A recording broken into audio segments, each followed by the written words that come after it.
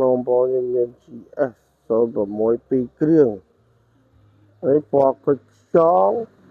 កុងពីរដែលស្អាតអត់បុកអត់ប៉ះទឹកក្នុងជួយគ្រឿងក្នុងនៅថ្មីហ៎បងប្អូនទឹកពណ៌គុជខ្យងមកនេះស្អាតទាំងដៃជើងទាំងគុណភាពទាំងសបកកង់វាស្អាតងាកមកមើលខាងពណ៌ទឹកមាសអាពណ៌ពងមាន់ណាបងប្អូនអានេះប៉ុងមួយទេតែស៊ីសាំងតិចបងប្អូនចង់ទិញបងមលក់ក៏បានដែរណាគ្រឿងក្នុងគ្រឿងអីលើស្អាតទាំងអស់ស្ថានភាពនៅគួរសមទឹកឆ្នាំបាន80%ទឹកឆ្នាំជាជួសជាមានបងប្អូនមួយប្រភេទបទឹក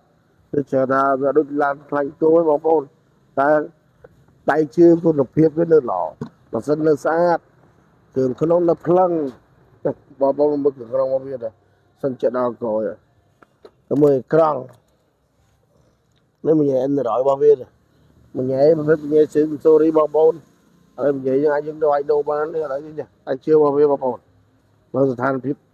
ដៃជើងកង់សម្បក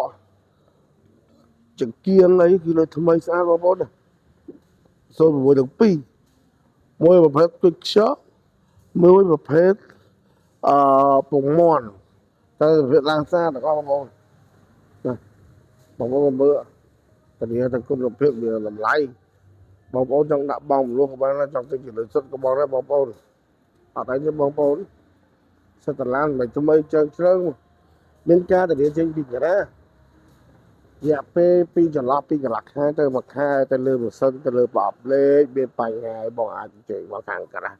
អោវិញក៏បានដែរបងខាងការ៉ាជួយមើលឲ្យតែពេលច្រើនពួកនេះធ្វើមានបញ្ហាទេជាឡានស្អាតពួកខាងពួកខ្ញុំទិញការ៉ាឡានស្អាតចូលទេឡានដែលមានបញ្ហាក៏មកទិញចូលណាផនភាកទឹកថ្នាំគឺនៅស្អាតទាំងអស់បងប្អូនចិត្តរកការបងមលក់អត់អីទេបងប្អូនដាក់3ថ្ងៃដកឡានបានបងប្អូនប្រភេទឡានថ្មីយើងមិនសូវមានបញ្ហាទេ